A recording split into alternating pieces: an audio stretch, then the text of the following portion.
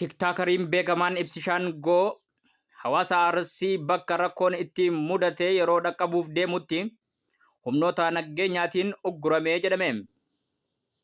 Ibsishaan Goon bakka dhaloota isaa Baalee magaalaa Haroo Dumaalirraa ka'uun Ginniir kan qubate yoo ta'u, kaleessa galgala toora Magribaatti Ginniir buluun ganama har'aa ka'uun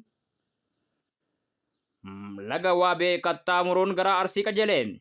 Yeroo gara Arsii qajeelee aanaa seeruu bakka rakkoon itti uumame kana dhaqqabuuf ga'utti qaamolee nageenyaatiin ugguramuu dhaga'ame. Qaamoleen nageenyaa hedduu sana turan akka Ibsishaan Gootti himanitti kaameeraa fayyadamuun hin danda'amu, namoota hedduudhaan osoo hin taane muraasaan akka seenan ajjan. Boodarraa garuu qaama olaanaa irraa nutti ergame jechuudhaan poolisiin addaa Oromiyaa fi Makalaakiyaan paatroolii lama dhufuudhaan Ibsishaan Goo akka ugguramu taasisan. Durarratti kaameraa qabatee akka inni naannoo sanatti hin argamne yoo itti himan, boodarra immoo haalli nageenyaatis sodaachisaadha, naannoo kana riphee lolaan waan jiruuf tarkaanfii sirratti fudhatee maqaa nu balleessa waan ta'eef jechuun hawaasarraa akka inni adda bahuu taasisan.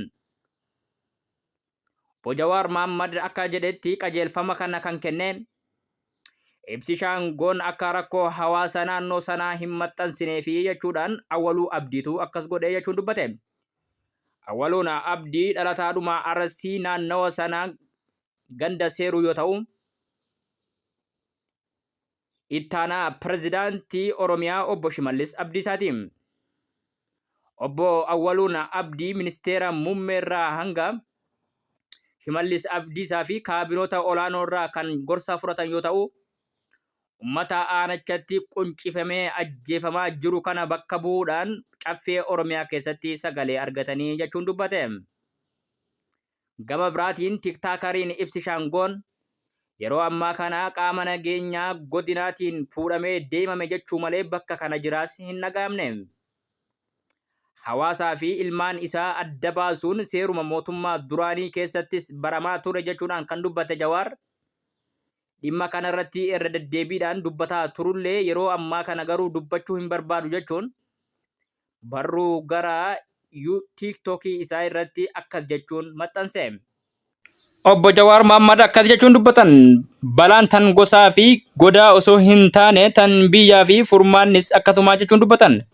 Gaagaamni uummanni keenya godina Arsii irra gahaa jiru naatoon gama hundaan dhagayaa jirra. Waan gaariidha. Dhimma kanarratti dhihoo pirezenteeshinii nan qaba. Ammaaf garuu qabxii muraasa hubannoof gargaaran isiniif qooda. Tokkoffaa, rakkoon kun aanaalee Asakoo fi Seeruu dhiyeenya kana dhageettii argatan kan daangeffame miti. Godinoota wal daangessan sadii wal waraansa unkuramaa jiran godinni kunneenis Shawaa Bahaa, Arsii Bahaa fi Harargee Lixaa dabalataanis godinoota akka Shawaa, Kibba Lixaa, Arsii Lixaa fi Baalee keessa aanaaleen godinoota armaan olii daangeffamanis haala kanaaf saaxilamanii jiru. Harargee Lixaa Bookeerraa kaasee hanga Shawaa Kibba Lixaa sadan Sooddootti, akkasumas Baalee Agaafraa irraa hanga Boostaa Shawaa hanga Boosataa Shawaa Bahaatti wal waraansa guddaatu gaggeeffamaa jira.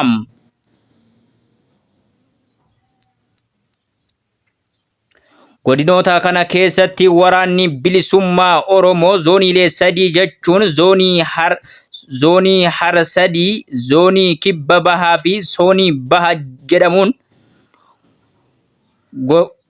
gurmaa'eetu waliin socho'aa jira. Hoggansa fi loltoonni waboo godinoota kana keessaa socho'an dhalattoota godinaalee maraa irraa walitti makamanidha. Kanaafuu wanti akka waan jarri Arsii, Harargee fi Shawaa Bahaa keessa socho'aa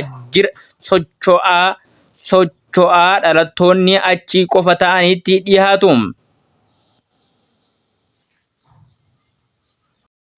Sadaffaa, godinoota armaan olitti eeraman kanneen keessaa riphee loltoonni waboo alaa humnoota mootummaa hidhachiisan gargaaramuun lolarratti hirmaachaa jiru. Bifa al-idilee naan ofishinaal ta'een dhalattoonni Amaaraa mootummaan hidhachiisee fi waraanni Faqqadaa Abdiisaa jalattis gurmaa'ee bal'inaan bobba'anii jiru. Humni mootummaa kan ifatti bobba'u ammoo raayyaa ittisa biyyaa muraasni poolisii to'annoo fincilaa humna addaa durii farra riphee lolaa riphee poolisiin idilee fi milishaan lola irratti hirmaachaa jiru.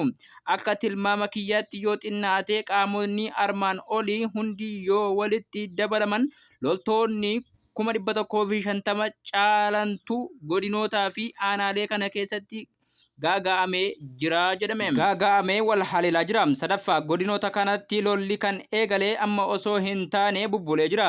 Waggoota 5 dabranii fi babbalachaa turus as gahee dhiyeenyatti waan hammaateef jechuun xiinxalaan siyaasaa Abba Jawaar Mohammad barreessanii jiru. Kabajamtootaa fi jaalatamtoota keenya sagaleedhaan kan isinii dhiyeessaa jiru barreeffama Obbo Jawaar Mohammad xiinxala siyaasaa kana ana YouTube channel Big Showdha. Warroonni subscribe hin goone subscribe gochuudhaan hawaasa keenya bakkoota garaagaraatti buqqaa'ee beelaan waxalamaa jiruu fi tan lubbuu isaa wareega laataa jiruufillee jajjabinaa fi sabrii hawwina. Kabajamtootaa fi jaalatamtoota keenya yeroon kun yeroo wal bira dhaabbatanu isa beela'ee nyaachisanu isa dheebotee obaasanu isa daaree offisanu keessatti ijoolleen keenya biyyoota Arabaa fi biyyoota Faranjii jirtan hawaasa keessan hin irraanfatinaa jechuu barbaada. Kabajamtootaa fi jaalatamtoota keenya qophiin keenya akkuma itti fufee jira. Itti dabaluun Jawaar Mohammad akkas jedhe. Waraanni bilisummaa Oromoo jijjiirama tarsiimoo gocha humna isaa godinoota daangaalee irraa gara jiddu galeessaatti naannessuun haaluma kanaan humni godinoota akka Qeellam, Wallaggaa, Wallagga Lixaa, Booranaa fi Gujii irra jiranis gara Arsii Bahaa, Harargee Lixaa, Shawaa Bahaa fi Kibba Lixaa godaanuun dura achi socho'aa walitti dabalameera. Yeroo waraanni bilisummaa Oromoo gara jiddu galeessaa naanna'e kun yeroo mootummaan raayyaa ittisaa gara daangaa Tigraayitti bobbaasee wal irraa waan bu'eefi loltoonni laayyootti akka qubsuma babal'ifatan gargaaree jira.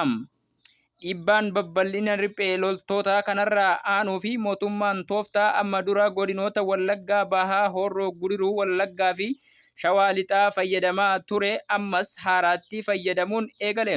Kunis humna waboo fakkaatu kan akka Fiqaaduu kan akka Faqqadaa Abdiisaatiin hoogganamu bobbaasuun uummata nagaya keessattuu dhalattoota Amaaraa miidhuun nagaa keessatti dhalattoota Amaaraa miidhuun ba'a. Dhalattoota Amaaraatiif shanee ofirraa dhorka jedhee hidhachiisuun waboo qofa osoo hin taane siiviloota Oromoo rukuchiise.